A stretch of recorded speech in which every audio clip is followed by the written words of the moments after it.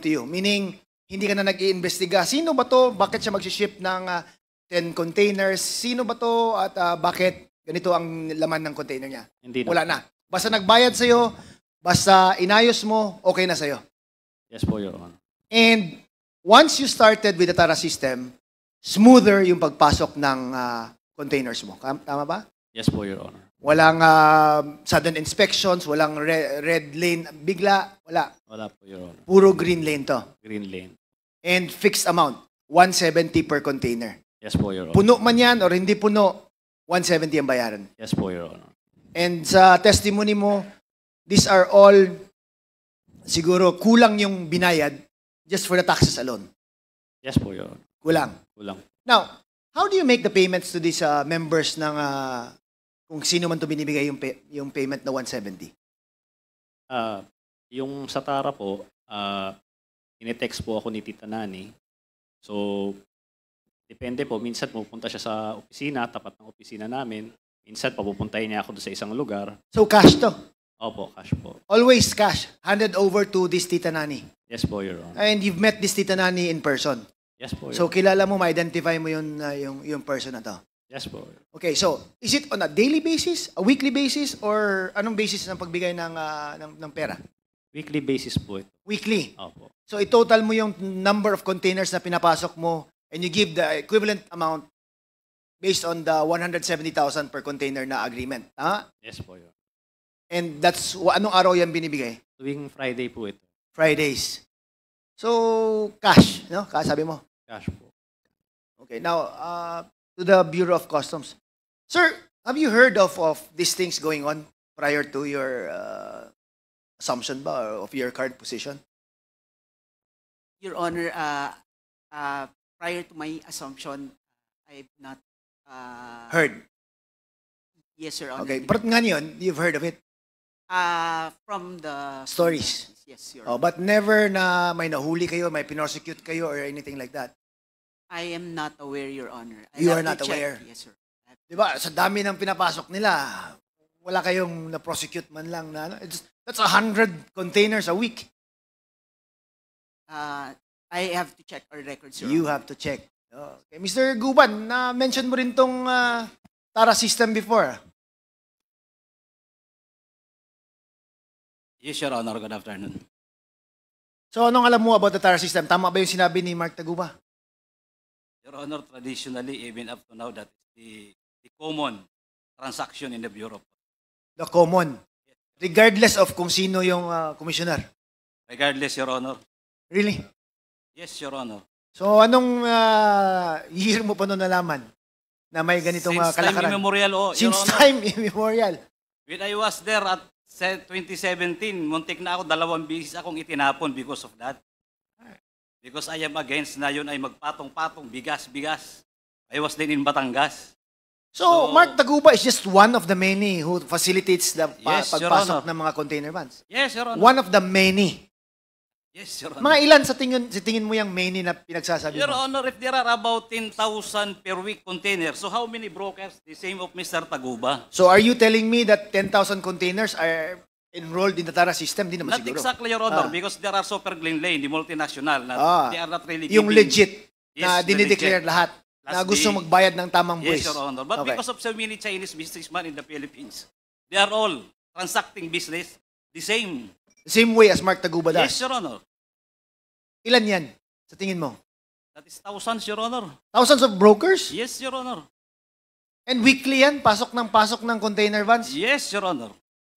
Are you exaggerating things, Mr. Guban? Baka No, naman, Your Honor, that is based on experience. pinapasakay mo yung committing to. No, Your Honor, that is based on experience. I'm telling now, Your Honor, because I want to change now the Bureau of Customs. Help the people now because of drugs and smuggling of rice. Di ba ano yan na you're saying this after you're convicted na? No, Your Honor, Di ba even then, sinabi mo before pa or something like even that? then, Your Honor, hindi po ako pumapatong. Okay. Wait, Ng container. I'll go back to Mark Taguba. Mark Taguba, magkano kinikita mo per container? Meron po akong 10,000 sa tracking. Meron po akong 10,000 pa uling patong. Tapos container deposit. Sabihin natin mga 30,000. 30,000. That's included in the 170,000 per container? Yes po, Your Honor. Included na. Congressman Flores, if I may. Go ahead, sir. Gusto ko lang ano yan kasi para makumpleto yung Go ahead, sir. picture. Go ahead, Chair. Mark, gaya nung tanong ni Congressman Flores, so roughly kumikita ka ng 20,000 per container. Yes po, Your Honor. So, halimbawa, sa isang linggo may 100 container ka, meron kang more or less 2 milyon sa isang linggo. Hindi naman po sila palaging nagbabayad agad. So, yung iba utang. So, pero more or less mga malaking halaga rin po. So, ibig sabihin, pag container, kasi may 20-footer na container, may 40-footer na container. So, regardless of the size, basta yun ang tara. Opo. So, alam mo ba kung kanino napupunta yung magkano 170 per container? Yes po, Your Honor. Pwede mo bang ikwento sa amin ni Congressman Kit kung kanino napupunta yung 170 na yun? Kung alam mo lang, no? Kung ano yung breakdown ng 170 na yun? Sabi ko nga po, mahirap naman po magsalita ngayon dahil wala naman sa akin yung mga dokumento ko. Pero kung yan po, nasabi ko na to lahat noon Senate hearings, congressional hearings. Wala naman po nagbago, nandiyan pa rin naman po yun. So hanggang ngayon? Pwede niyong makuha yan kung ano, sa sige. Senate. So nasabi mo na yan noon? Nasabi ko na po noon. Tama ba yun, Jimmy, na yung bayaran pala dyan o yung TARA system na sinasabi, per container? Yes, Your Honor. Ngayon uso na GCash. Okay, sige. Salamat. Congressman Kit, you may proceed. Continue, please. So kung you have 30,000 per container and there are 100 containers na pinapapasok mo every week, magkano ang kinikita mo? Mark, Malaki rin po. that's how much ba? I'm very poor in math eh. Ha? 3 million? 3 million a week? Yes, Your Honor. Shucks. Oh, sorry. A week yan, ha? Your Honor, hindi lagi dahil po yung mga Chinese po hindi naman po talaga sila kaagad nagbabayad. O sige, if you compare yourself to the other mga yung nagpapapasok ng containers, small time ka ba, big time, or medium? Wala, small time lang po Small ako. time ka lang. So may ibang mas nagpapapasok pa ng mas malaking number of containers kaysa sa'yo? Opo. Every week? Meron po, marami po. With the indulgence, Mr. Chair of Congressman Kit Flores, gusto ko lang in relation to what you're saying, yung 170 na binabayaran mo, Mark, yun ay talagang walang resibo yon na anuman. Walang kinukuha sa yung resibong anuman. Hindi ka binibigyan ng resibo, whatever. O magkano niliresibuhan doon? Sa TARA po ba ito? Sa TARA meron. Sa TARA po ba ang sinasabi ninyo? Hindi, yung 170 binabayaran mo. Meron po. Kaya nga po, sabi ko po noon pa ito sa Senate. Okay, magkano yung niresibuhan doon? Iba-iba po yan. Meron pong shipping line, meron pong customs duties. Okay, magkano yung lagay doon sa 170? Hindi ko na nga po kasi 160 ang lagay. Hindi ko na nga po kasi pero lahat po yan. Pero palagay ko, meron kang journal na tinatago sarili mo na nakalagay doon yung presyo ng binigay mo. Correct? Meron kang journal, meron kang sariling notebook. Ilista mo yan eh. Alam nga na maibigay mo yan na wala ka man lang record sa sarili mo. Sure. Ano, meron ka nun. Tama? Wala. Wala. Ba? Anong klaseng businessman ka? Kung hindi mo nire-record yung yung binibigay mo. Kung ilan po ba yung mga meron po. Pala meron. I-submit mo dito yung record. Oh, di ba? Meron ka niyan. Businessman ka eh. Alam ko po kasi, yung hinahanap niyo po, na meron na po yan nabigay na nga po sa Senate dati noon. Bigay sa Senado pero wala sa amin. Ang inaano ko ganito, binanggit mo kanina kay Congressman Flores na 170 per container ang binibigay mo, correct? Yes po, Your Honor. Tinanong kita kung magkano niresibuhan doon. Oh, hindi mo masabi kung magkano niresibuhan doon. Hindi mo rin masabi kung magkano lagay na binibigay mo. Sapagkat yung lagay, walang resibo yun eh. Yes po. Kasi kung may resibo yun, may money trail yun. Yes po. Tama ba ako? Customs. Tama ako, di ba?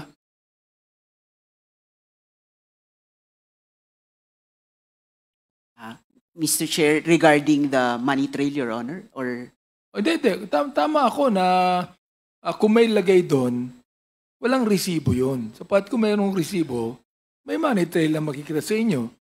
Hindi naman pwedeng resibuhan yan na resibo ng gobyerno eh. Correct?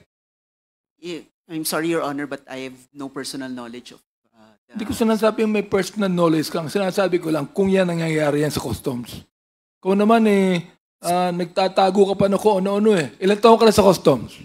Your Honor, Ilan taong ka na sa customs? about 5 years, Your Honor. Wala kang alam? Your Honor, about Yung una kong your honor. Bira, 5 years ka na dyan, may alam ka. Bira, ang inaano mo, meron kang journal na tinatago dyan. For example, like, okay, 170,000. Niresibuhan ang 100,000. Yung 70, walang resibo. Lagay yun. Di ba? Therefore, yung walang resibo ng 70,000, nire-record mo yan sa personal journal mo.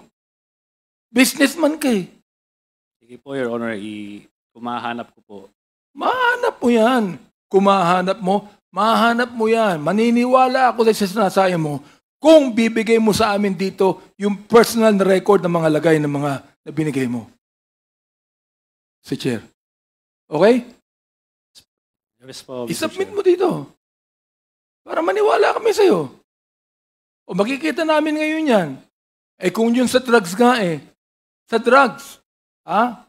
Yung pinapanood ko, Congressman Flores, sa Netflix yung Narcos, meron silang journal Meron silang journal, record book na nilista kanino binigay ito. Nakalagay doon Kaya binigay. Meron kanin doon. Tama? Yes po, Mr. Yun Chair. pala meron ka pala Submit mo sa amin para makita namin kung sino tumanggap. Nanguhula tayo dito. Sasabi mo, sino yung nakatanggap niyan? Manguhula tayo dito, hindi mo masabi. Bigay mo sa amin yung listahan. May listahan ka Nilaman po, Mr. Chair. Okay, please proceed. A few more Congressman, questions, Mr. Chair. Mr. Taguba, nung you were doing this business, isang consignee lang ba ang ginagamit mo? O Hindi iba-iba? po. Iba-iba po. Pero Iba-iba.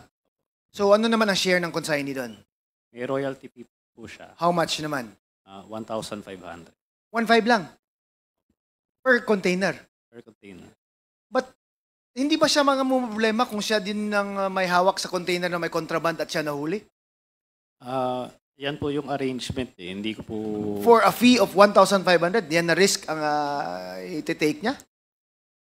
Kasi po, hindi naman din namin iniisip na yun nga po, may droga o kung ano pa man doon sa container. Regular shipment lang po iniisip namin. Okay, so sige, can you give me an estimate kung ilang consignees ang ginagamit mo for your business?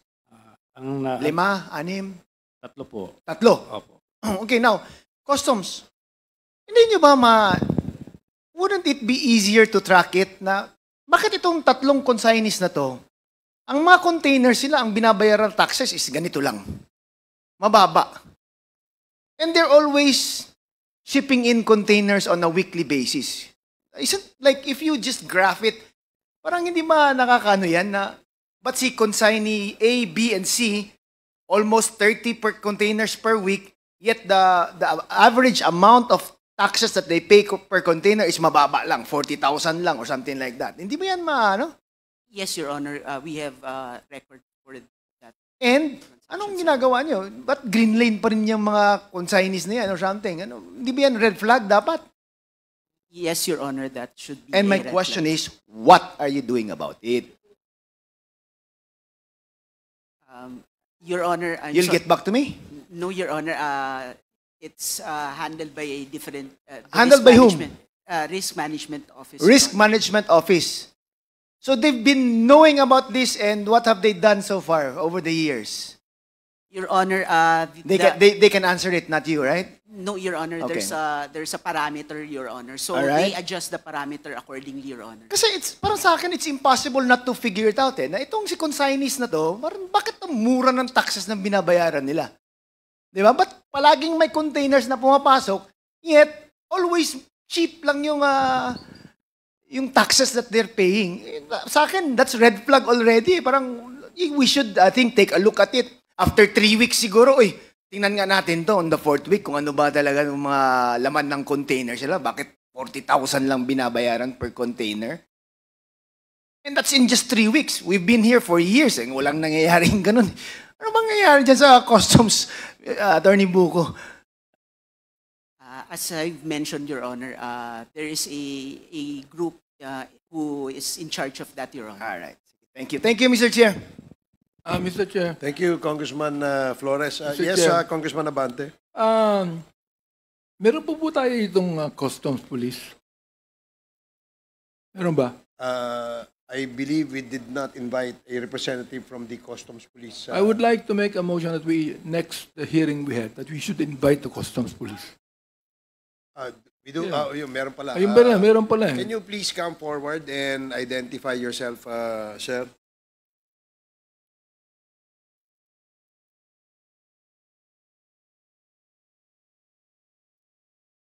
Dito na lang. Take a seat.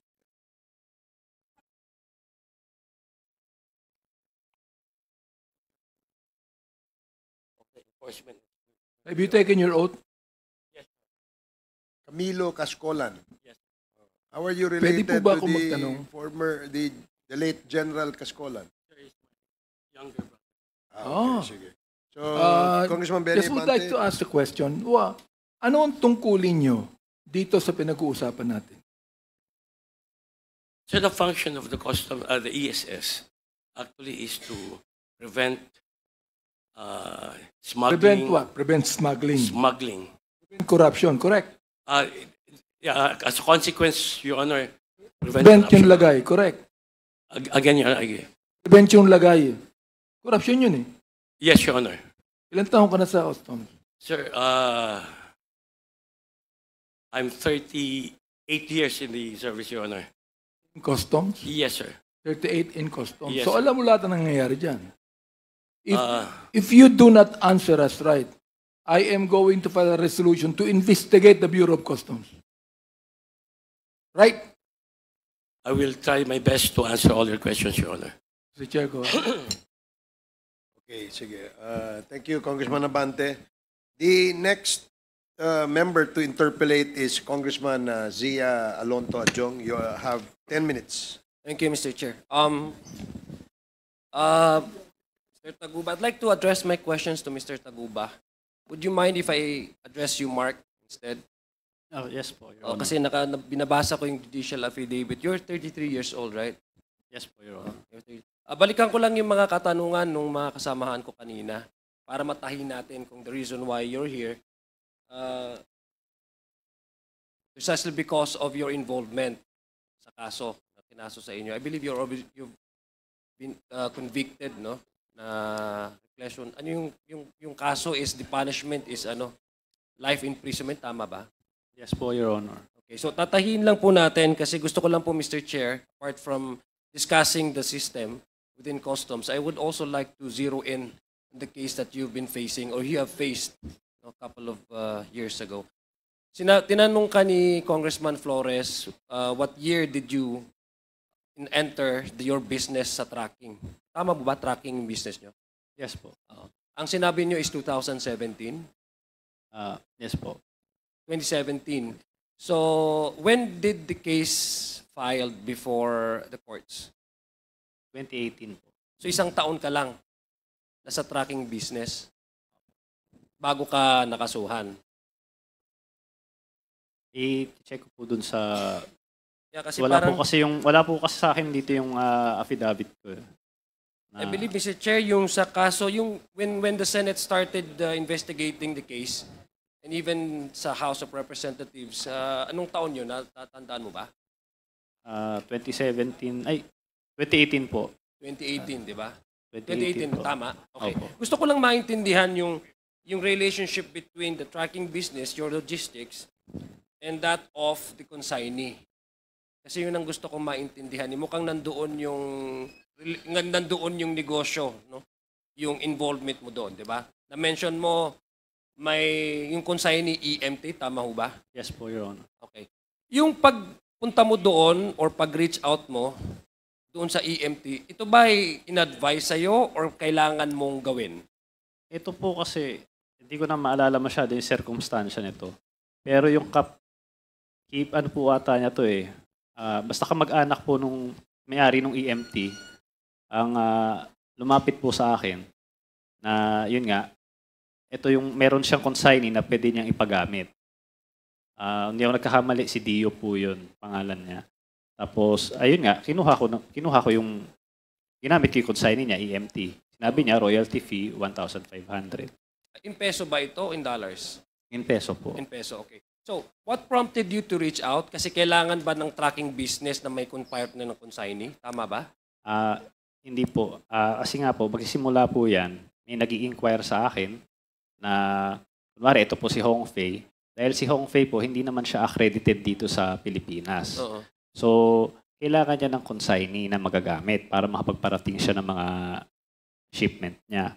So, kailangan ng consignee. So, doon dadating yung consignee for hire na si EMT. Gagamitin siya doon sa papel.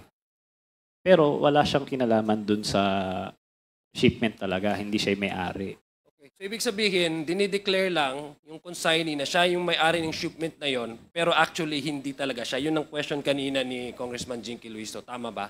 Yes po, Your Okay, Honor. tama. So, meron kasi doon sa judicial affidavit mo, gusto ko lang i-quote ha. Sabi mo dito, you mentioned that all brokers were imposed this weekly TARA system and made to deliver amounts to various offices equivalent to the number of containers that I am able to successfully process for release in a week.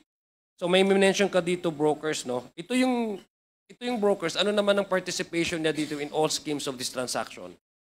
Siya po yung magla-lodge, siya po yung magsasign, accredited broker po siya. So siya yung pinakakailangan para mag-sign ng document, para makapagparating dito ng mga container. Para sa ating mga kababayan, yung mga bago lang ha, ikaw tracking business ka, hindi ho ba? Yes po. Naghahanap ka ng consignee, no? Yes po. Where exactly the brokers play? In the middle or after you have already you have already consumed your transaction with the consignee? Ano siya, sa middle po ata siya. Kasi pag nag-inquire sa akin, itatanong ko sa kanya, kasi siya yung customs broker eh. Siya yung nakakaalam So kung siya magkano. yung, kumbaga, sa makatwid, siya yung nag-arrange Oo. na doon sa loob. Ang pinakatrabaho ko lang talaga is, ayun nga, tracking, papatong ko rin yung sa akin, yung all-in. Pero siya talaga yung more on sa Bureau of Customs po. Okay. May sinabi ka kasi dito, may ginamit ka dito sa yung kinote ko sa affidavit, judicial affidavit mo. Sabi mo, ini-impose ito weekly yung TARA system. Balikan ko lang yung TARA system and explain ko sa iyo. Paano to ini-impose? Sino ba yung nag-i-impose sa inyo ng mga halimbawa, sa negosyo mo, sa tracking business ka, ano itong imposition na sinasabi mo? Like, kailangan mong bang gawin? Sino yung nag-i-impose sa iyo? Gusto ko lang maintindihan, sino-sino ba ito? At mukhang kasi pag ini-impose ito, mukhang may nakikinabang, hindi ba? Yes. So alam mo, paano yung sistema na ganun? Sino nag-i-impose sa inyo ng ganun? Ayun nga po, kasi nga, magsisimula yan, syempre, pangaharas nila. I-hold nila yung mga parating nyo. So, doon mo sila makikilala. So, ayun, aaregluhin mo yung container. So, sa aking experience, ito po, si Jojo Bacod po yung nag-ayos nung problema namin. I-refer niya po ako sa Davao Group. So, yun po yung TARA system nung panahon na yon. Kasi sila lang ang may control nung mga alert command center po eh. So ang nag-impose nitong TARA system ay yung grupo nila, sino yun? Yung na-mention mo, Jojo Bacod? Yes po, yung Davao Group po. Yung Davao Group, Yes po. ang nag-impose nitong TARA system. Yes po. Okay, so balikan ko lang yung explanation mo kanina kay Congressman Flores ha. The reason why you've reached out, sila bang nag-reach out sa'yo? Ikaw ang nag-reach out sa Davao Group? Ako nag-reach out kay Jojo Bacod. Mhm. So, yun po. Mga December po yun eh. Puro hold po lahat ng mga container ko. So, dahil nga may connection, hindi ko pa alam yung connection niya sa Davao Group, naayos niya yung mga container ko noon. Pero eventually, pinakilala rin niya ako kila Tita Nani sa Davao Group. Yun nga, nagpakilala sila na kailangan mo magbigay sa kanila, kundi ma-hold yung mga container mo. So ibig sabihin, that's a different transaction. Kumbaga, that's the That's your entry to knowing si Jojo Bacon at saka Davao Group. Tama ba? Yung ginawa kasi yung experience mo, base doon sa sinagot mo kay Congressman Flores, nagkaroon ng harassment. Ang harassment meaning, yung mga in-expect mo ng mga shipment mo, hindi dumating or ginawang, pag may stricto, pinagstriktuhan. So that's why you need somebody who's in the inside, who more or less has influence and know the people who to top para malagay doon sa green lane at malabas yung shipment mo. Tama ba? Yes po, Your Honor. Okay, itong mga shipment na nailabas mo, ito ba ay ginamit mo rin the same consignee? Tatlo po yung consignee na ginamit ko noon. EMT, RONSS, tsaka Integrity. Tatlong consignee po yun. So, nung tapos na yung transaction nyo, yung first na transaction nyo, kasi naging successful, no? Bakit ka continuous nakikipag-deal with the Davao Group? Na-mention mo kasi na Davao Group, kasi that's the reason why you're here right now, di ba? Yes. Kaso, bakit continuous mo pa rin yung pakikipag-ugnayan sa kanila? Mayroon ka pa bang mga shipment na in-expect mong pumasok na baka maahras? Yes po, kasi yun po yung trabaho ko eh. Nandoon po sa linyahan na yun eh. So, dahil nakakonect na ako sa kanila, so mas madali ko mailalabas yung container ko. Mr. Chair, with due indulgence Yes. gusto ko maintindihan, Mr. Chair, sino yung binabanggit mong Jojo, saka yung tita. Pakipaliwanag mo nga sa amin uli. Pangalawa, bakit ka nag-rates out of Davao Group? Nag-i-smuggle ka ba? Yun ang tanong ko, bakit? Ibig sabihin, kung talagang legal ang pinapasok mo, di ba? Bakit ka nag-rates out Davao Group? Kasi po, tama po yun, sinasabi nyo. Mga misdeclared siya, underdeclared po. Katulad nga po ng sinabi ko, kung Ibig sabihin, meron kang misdeclared, underdeclared. Correct? Yes po. Kaya nag-raise out ka sa Davao Group. Yes po, Your Tama? O tanong ha? Ikaw ba nagpapasok ka ng mga ukay-ukay, ng mga damit na second hand? Opo. Papasok ka, di ba? O, Major Kaskolan, bawal yan. Yes, sir. Bawal yan, di ba? Yes, Your Honor. Pero nakakapasok. Yes, Your Honor. Anong ginagawa nyo? Anong ginagawa nyo? Actually, Your Honor, we apprehend these shipments, but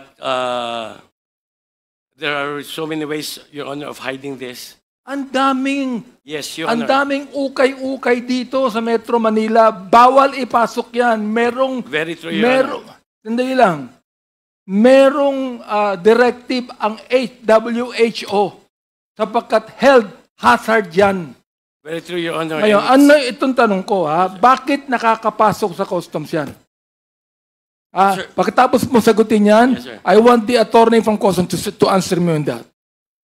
Sir, actually, the okay that's coming in. Okay lang ang puso ko. Yes, sir. Comes Malakas ang puso ko. Yes, sir. So it comes from many ports. It's not only the ports in Manila, but also ports in Mindanao and the Visayas. Salamat. Salamat. You've been honest with me. Ang tanong ko ganito, with indulgence of Congressman Sia, bakit nakakapasok yung ganong illegal?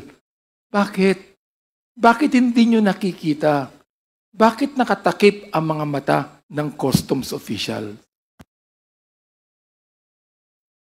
First of all, Your Honor, okay can be declared as bed sheets, used bed sheets, used shoes. What is prohibited, Your Honor, is used clothing. Major So it- Kaskolan, and- that can be declared, but you know for a fact that they are not new. Yes, Your Honor. But If you most- go to every store that has ukay-ukay, you know for a fact that there are no bed sheets there. There is nothing new. What Yes. I'm saying right now is this. Ito ha. O, binanggit na ni Mark Taguban. Umami na siya. Umami na siya kasi tinanong kanina ni sino yun?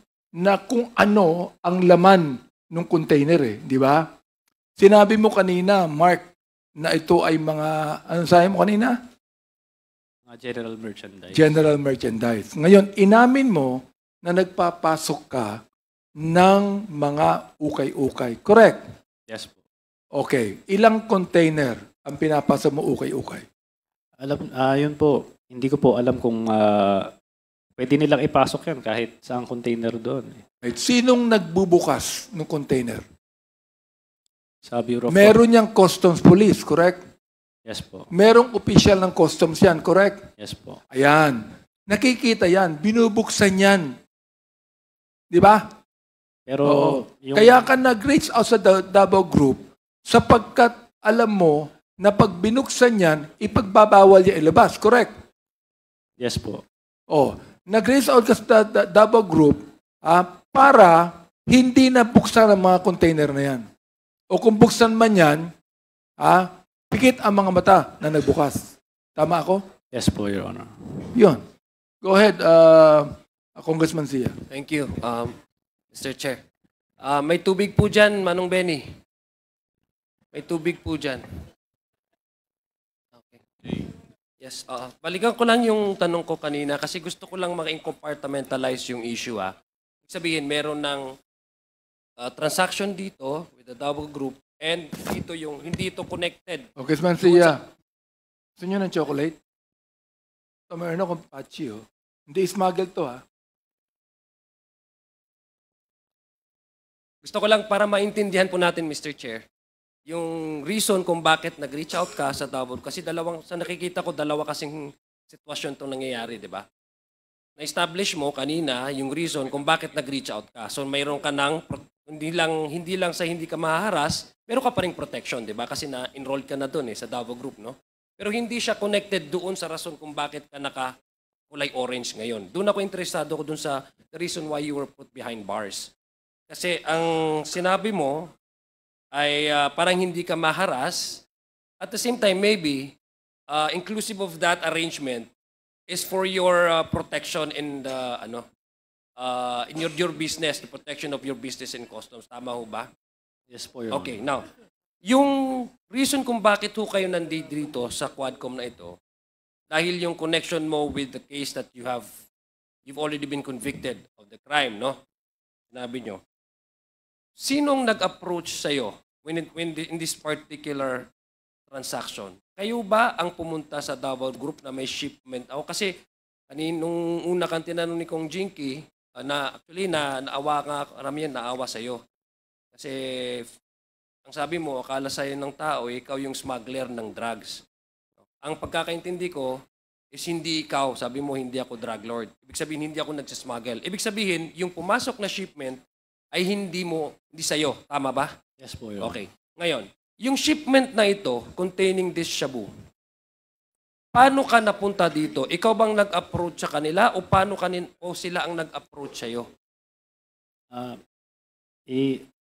Actually, simulan ko muna po, Your Honor, kung okay Kasi lang. Davao Group din, the same group. Tama ba? Davao Group yung na-mention mo. You've mentioned the name of Manscarpio and Congressman Pulong. Sila po yung Okay, nag-mention so yun. what did yung mismong itong arrangement na ito, transaction na to. Kasi ang dami niyo namang nasa tracking business, 'di ba? Marami kayo sa tracking business, 'di ba? Okay. Maraming ding mga consignees, I'm sure. Sabi nga, ang sagot mo nga kay Congressman Flores is maraming consignee diyan, 'di ba? Tama ba? Oh. So what made you so special na parang ikaw yung napunta dito? Hindi lang special, na malas kung bakit ikaw. Paano? Dahil ba masyado kang kalapit nila or ikaw ang nag-approach sa kanila for this particular transaction? Kasi kung ikaw nag-approach sa kanila, it would appear to me na ikaw nag-smuggle. So paano? Can you explain to us kung... Pwede ko bang anuhin muna yung sa bakit ako na-convict? Yes. Kasi unang-una, explain ko lang sa... And explain mo na lang sa akin yung paano itong kaso na ito na nasama ka sa among all the many tracking businesses involved within customs, doing business in customs, legitimate business. I'm sure your business used to be legitimate, di ba? I'm sure your business was legitimate when you're doing business with customs, di ba? So how come among all the tracking businesses, among all the consignees who've been accredited by customs, it's you and EMT were involved in that particular shipment, which Ah, apparently came out to be drugs? Simulan ko po muna doon kay Kenneth Dong. So, ito po, siya po yung nag-inquire nitong shipment na to itong MCLU 600-1881. So, tinanong niya sa akin, regular shipment lang naman ito Pero, doon nga, sa Senate hearing, nalaman ko na yung kay Manny Lee, meron siyang mga items doon na tinanggal doon sa packing list. Nandoon po yung metal cylinder. So, nung papunta po kay Kenneth Dong, nung binigay niya sa akin yung packing list, wala pong nakalagay na metal cylinder doon. Wala rin po, ang nakalagay lang doon, mga general na merchandise lang. So, in-rate ko siya na isang normal na shipment. So, tinako sa proseso na normal. So, TJ, ano mo nga to? Paano ba itong ganyan? So, i-refer ko siya sa broker ko sa normal na proseso. Wala po talaga kaming alam kung may shabu yan o ano. Wala po talaga kaming kinalaman. So, sabi ko nga, May 15 pa lang, nagsasubmit na ng manifest yung barko. 24 hours bago siya mag-arrive sa sa port, KBOC. So doon pa lang, kung mayroon silang hinala na ito, maling shipment ito, dapat sabihin natin, dapat mas mataas yung tax nito o baka may mga kontrabando ito. Pwede na nilang i-alert doon So green lane ito, pero hindi pa namin nailabas agad kasi hindi siya rush Hindi naman sinasabi sa akin ni Kenneth na, ilabas mo na yung... Si Kenneth, anong ni Kenneth? Customs broker ba siya? Hindi, client ko po siya. I'm sorry, client mo. Opo, Okay. siya po yung nag-inquire sa shipment na to. Congressman Sia. Mark, ikaw ba nag-i-smuggle ka rin ng bigas?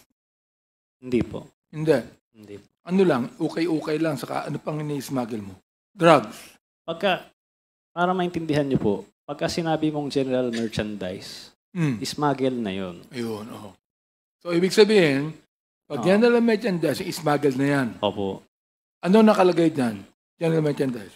Kasi po, para malaman niyo po yung proseso nito, ang isang container po, marami pong may-ari niyan. So, isipin niyo po yung trabaho ng FedEx, kunwari. So, itong si Hongfei, siya yung exporter sa China. Itong si Hongfei dito sa Valenzuela, kung saan nahuli yung drugs, siya yung importer. Si EMT, talagang wala siyang kinalaman dito sa transaction na ito. Talagang royalty fee lang siya. So, lahat ng mga Chinese na gustong magparating ng mga mga products nila, ikino-consolidate yan sa isang container. Yan po ay smuggled na yan. Kasi hindi naman dinedeclare lahat Kung i-declare mo yan lahat, napakahabang listahan po niyan. So, yun po yung general merchandise. Your Honor. Go ahead, Monsieur. Thank you. So, you were saying about Kenneth Dong. So, you were kliyente mo siya. So, is it safe to assume that this Kenneth Dong knows this shipment, kaya pumunta siya sa iyo to avail of your services? Tama ho ba? Opo. Okay, pakipaliwanag nga. No, so, gusto kong malaman kung paano ka napunta dito. Ayun po, nag-inquire po siya. In-read ko siya na regular shipment dahil wala namang kontrabando o kahit ano man dun sa kanyang pinadalang packing list. So parang normal lang, walang hindi ko pinag-isipan ng masama. So sabi ko nga po, May 15 pa lang nagkaroon ng manifest. Matagal po yan na-release. Parang kada araw, nagbayad ng OLRS, nagbayad ng ganito. Hindi siya minadali. Ibig sabihin, hindi siya nakalabas agad-agad. Hindi po, pero naka-green lane po siya. Naka-green lane. Opo. Okay. Anytime po doon, kung talagang merong balak silang anuhin yon. Pwede nila i-red Ilang lane. weeks ba bago nailabas ninyo itong shipment na to? Yung kay Kenneth Dong na yung pala meron lamang droga. Ilang weeks o ilang months? Kundi ako Despite the fact na naka-green lane siya. Alam ko po kasi na baba na siya May 17 pa lang, nasa port na siya. Okay. So, na-deliver siya May 24 na. So mga 1 week. Mga 1 week po. So yung regular na processing for the green lane. Ang green lane po, kung mamadaliin siya, mga 2-3 oras, mailalabas mo na yung container. Oh, sige, okay. So May 15, may sabi mo, may mga fees na, processing fees, tapos hindi pa nailabas. May manifest na sa barko. Ibig sabihin, nandiyan na siya. Okay? Hindi pa lang siya, parating na siya sa port. Okay. So doon pa lang, ginagawa yun para si BOC, kung tingin niyang may problema, pwede na niyang i-red lane. Pwede na niyang i-alert. So, maski si BOC, wala siya nakikitang kahit anumang anomalya dun sa Pero hindi shipment. nyo alam kung sino talaga yung may-ari ng shipment na to. Hindi po. Hindi nyo alam. Hindi po. So, ikaw ang naghanap ng consignee, tama ba? Yun ba yung pagkaintindi ko? Opo. So, nag-inquire siya sa akin. Siyempre, tatanungin din niya dahil nga po si Hongfei, hindi naman po siya accredited dito. Okay. Kailangan niya ng consignee for hire. So, yung pay, yan ang tunay na may-ari? Opo. Yung shipment Based na yun? dun sa, opo, kasi para malaman nyo rin po, yung proseso dun naman sa China, pagka mag-e-export siya kasi naglo-load ng mga gamit eh. So pupunta siya sa container depot ng shipping lines, siya mag-aasikaso nun, dadali niya sa warehouse, siya yung maglo-load, siya yung mag-i-stuff ng mga gamit. Now, I'll ask you, kasi yung very important sa akin, Mr. Chair, yung timeline eh. Kasi I think the reason why you approach the Davao Group, it's because for you, 1 week is too long for a green lane shipment. Tama ba? Yes po. Okay. So, nung within 1 week, ito yung rason kung bakit mo in-approach ang Davao Group. Tama ba? Para malabas ba? Gusto ko lang namin maintindihan. Hindi po, itong particular na shipment na ito, kaya naman siya nailabas ng, dahil hindi po siya rush eh. Okay. Ang container, ang truck ko lang po noon, 8 lang po eh. So, kung hindi naman siya rush, di gagamitin ko siya sa ibang kliyente ko na nagra-rush ng shipment. Yun na lang ilalabas ko muna. Kaya nga, gusto ko lang kasi maintindihan, no? Sabi ko nga, gusto kong tayihin yung senaryo, no? Sa case mo ngayon. Ang sinabi mo, kaya nga, given na yon, nag-enroll ka, etc., nag-ano ka, di ba? And then later on, you did not know that the shipment, kasi nakapasok ka na sa kanila eh. That's the first scenario that happened. And the transaction there was successful according to you, no? So here we are now. Di ba? So, pumunta ka seeking the assistance of the same group for this shipment to be released. Tama ba? Opo, lahat po ng shipment. Lahat ng shipment. In the particular shipment, itong may laman na shabu. Opo. Tama ba? Pero yun nga po, sinasabi ko po, hindi ko po alam yung tungkol dyan sa shabu na yan. Aha. So, ang alam ko lang po is general merchandise yan. So, Okay. pag nung 24 na i-deliver namin, nagkaroon ng raid sa Valenzuela, 26. Kung pa lang po nalaman na meron palang metal cylinder. Okay. So, I'll go to Mr. Jimmy Guban. Mr. Jimmy Guban, is this the same shipment na sinasabi na pag-aari nung Davao Group o pag-aari ni... Di. Tama ba? Your Honor, sila ho ang nagpoprotekta. Okay. So, Your Honor, kasi dadagdagan ko lang yung kay Mr. Mark Taguba. Yes, please. Sa port of origin po, doon sa port of loading, may mga consolidator. Well, I will tell you frankly, that is the job of Michael Yang. He Okay, is Michael one among Yang. the biggest consolidator sa China. Wait lang. The same Michael Yang that was shown in the matrix of PIDEA. Yes, Your Honor. Okay. If I may, Yes, Congressman please. Adjong. Yes, no? please. Jimmy, kasi medyo seryoso yung aligasyon na yan. No? Yes, sir. Anong basihan natin para sabihin mo na si Michael Yang ang consolidator? Para lang sa kaalaman namin lahat. Kasi madaling magpangalan eh. Your Honor, I have testified already. One among my shipments, according sa galing yun sa kanila. Sila ang nag-consolidate sa China. The same also, Your Honors, na mga nawawala na containers. Iwan information po ito, Your Honor, na sila ang nag-consolidate sa China, nawawala sa Port of Manila, nawawala sa Port ng Taguluan. Sino nagsabi sa'yo na si Michael Yang ang consolidator? Your Honor, may testimony already dahil nag-iyak sa I akin. know. Kahit si na Mr. testimonya ka, iba ngayon. Sabihin mo sa amin, sino? Si Mr. Henry Tan, Your Honor, at saka si Mr. Abiliera kung bakit nila ako in-invite. So si Mr. Henry Tan ang nagsabi sa'yo na si Michael Yang ang nagko-consolidate. Yes, Your Honor. And who is this Mr. Henry Tan? One among also the financer, importer, Filipino-Chinese? Filipino-Chinese, Your Honor. Nandyan siya sa customs? Negosyante yun, Your Honor. Negosyante. Anong negosyo niya? The same din, Your Honor. Nagpaparating din ng mga kargamento before. So, General doon ako answer na. merchandise din. Yes, general merchandise. So, na hinihingi niya rin po ng clearance. Meron ka bang report na ginawa sa Bureau of Customs sa pagiging intel operative mo noon na i-red flag yang Henry Tan na yan? Your Honor, I have submitted reports ng isang malaking bodega sa Giginto, Bulacan. Who owns the bodega? Marami po yan, Your Honor. One among them is the Okay. consolidator galing kay Michael Yang. Yan po Sige. yung...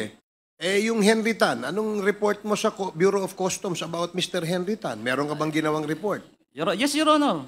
And what does the report say? The same, Your Honor. Practice him general merchandise. So, Yun ang mga para deklarasyon siyang nila. Mark Taguba rin. Yes, Your Honor. So, kaya nga, sinabi mo ba doon sa report mo na si Henry Tan ang nagsabi sa iyo na si Michael Yang ang consolidator nitong mga goods na ito from the port of origin? Yes, Your Honor. That is also included in my affidavit in this Quadcom, Your Honor. So, okay, sige. Thank you, Congressman John. Please continue. Mr. Chair, have we invited Henry Tan here?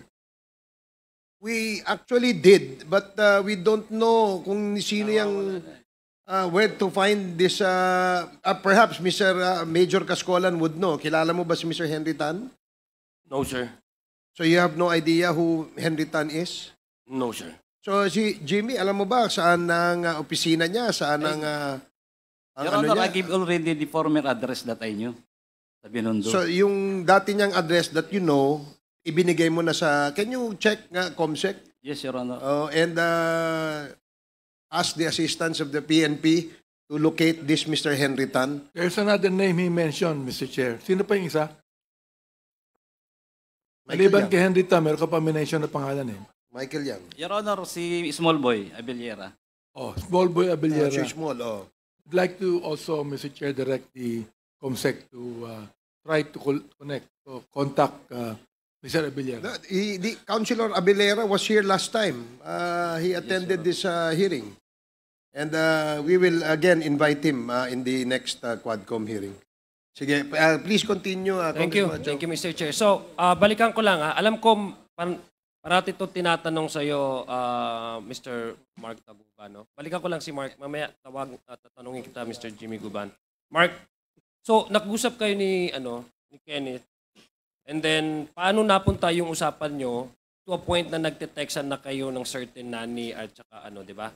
Parang ganun yung Can you please supply the events and the information? Kasi gusto kong malaman how did you arrive into deciding na kailangan mong i-tap again your Davao connection in order for your shipment to be released as soon as possible time. So after Kenneth Gudong, saan ka pumunta? Sinong tinext mo? Hindi po, lahat po ng shipment talaga, nagbibigay ako sa Davao Group. Okay, So, sige. kasama tong shipment na ito. So ibig sabihin, kasama na yung shipment na yun, kaya Opo. nagbibigay ka. Okay. May na-mention ka na mga pangalan kanina. No? Sabi mo, pumunta ka ng Davao, tama ba? Yes po. Nagkaroon ba kayo ng meeting with all of these personalities that you mentioned? Sino yun? Si Nani? Can you yung Yes mga po. Davao group na sinasabi mo? Si Tita Nani po, si Jack, si Jojo, si Noel, si Big Brother, si Big Small. Brother is yung si Councilor, sino yun? Abiliana? Hindi po, si Gerald Capuyan po yun. Allen Okay, Capuyan. okay. Tapos si Small yan. Mhm. Tama ba? Yan po.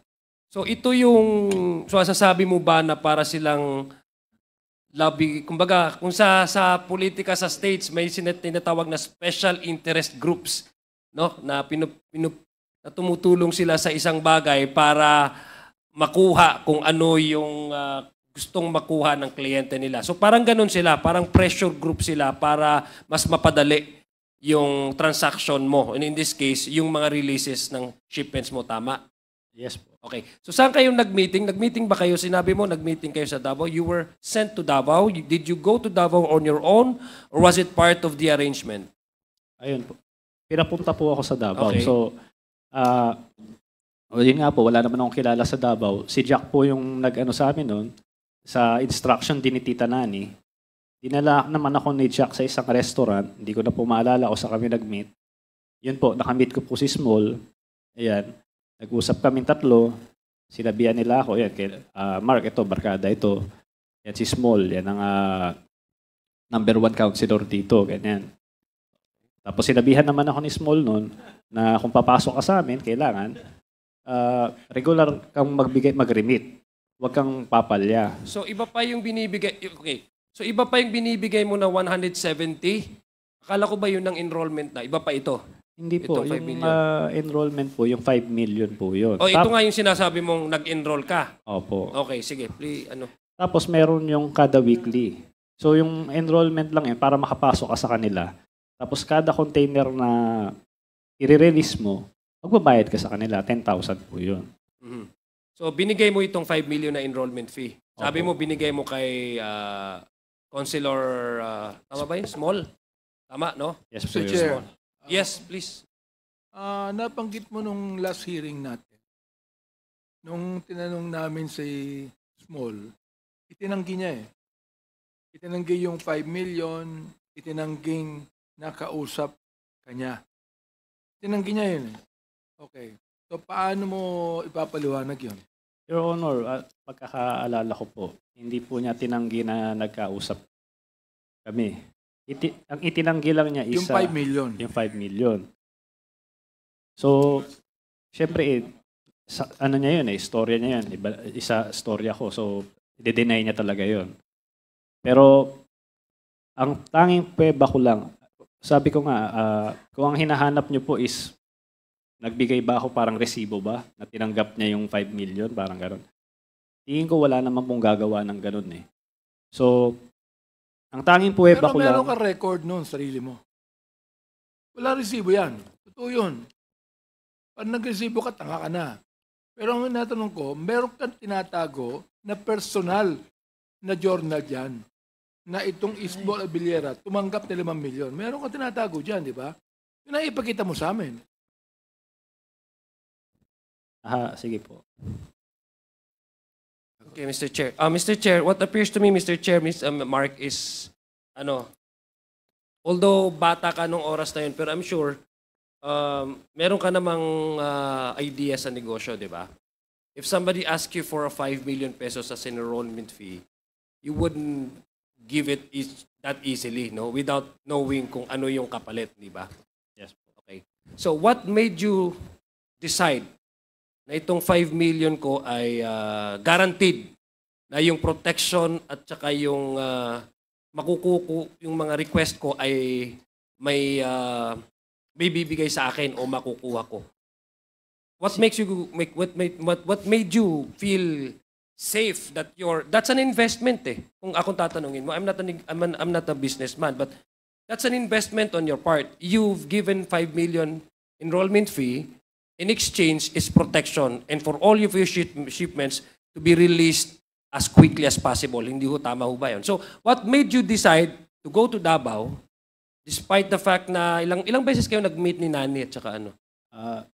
Balikan ko lang po dun sa... Okay. So kingiti na Nani pala, okay. Weekly po talaga, nagre-remit ako sa kanya. So sabi ko po... Saka nagre-remit ka eh? Minsan po, sa kanya mismo. Sinong kanya? Kay Tita Nani po. Okay. So minsan po tatawagan niya ako, nandito ako sa baba, sa tapat na lang opisina ko yon. O minsan naman pupuntahin niya ako sa isang lugar, doon kami mag-meet. So weekly po yun, kada container po na napaparating ko. Doon naman po sa yung naging insurance ko po. Ang totoo po niyan, tama po kayo, parang sugal po yun.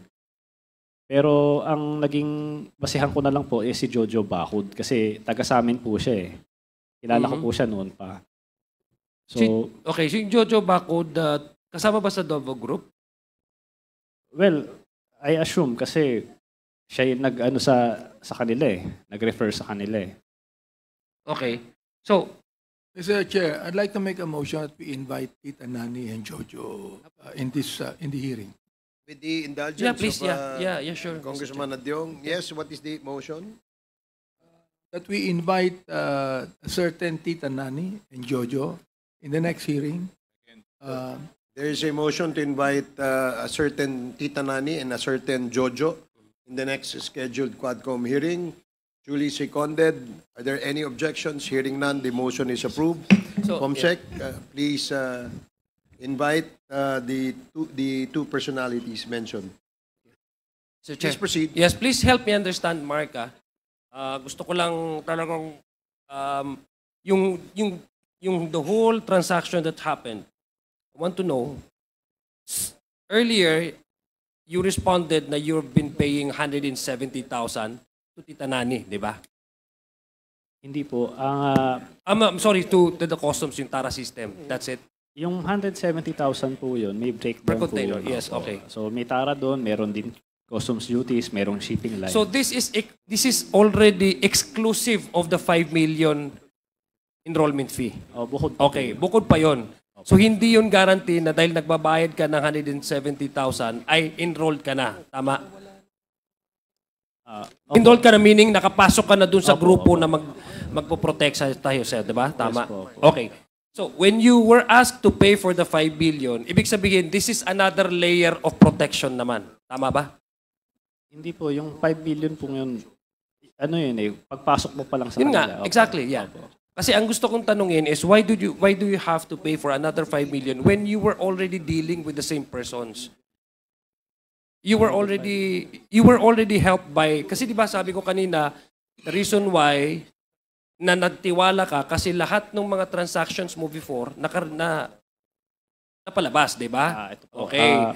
So, now, dahil malaki yung tiwala mo, ang tanong ko is you were already dealing with the same persons, Tita Nani, etc., ganito. So, my question is, why do you have to pay for another 5 million pesos over and above those amounts that you're paying these people kung meron na kayong engagement early on? Gusto ko lang maintindihan, help me understand. Kasi parang ang impression sa akin, Mr. Chair, pardon my ignorance, gusto ko lang talaga malaman. It's going to be another layer of protection if you ask me. Because you need to pay up a additional 5 million insurance policy, di ba? Ganon yung labas niya sa akin eh. Yes. Gusto ko, paintindi mo daw sa akin, Mark? Yung 5 million po, isang beses lang po ako nagbigay sa kanila. Okay. Yung pumunta po ako ng Davao. Ano lang yun? Kumbaga, walang container na involved doon. Ano lang yun? Baga, okay. para makapasok ka lang sa Okay, kanila. now I understand. Okay. So, ibig sabihin, kailangan talaga nila for your protection. Opo. Okay. So, ganun yung pagkaano ko. So, ngayon, ang tanong ko ngayon, you've mentioned big names. Di ba? Parang ang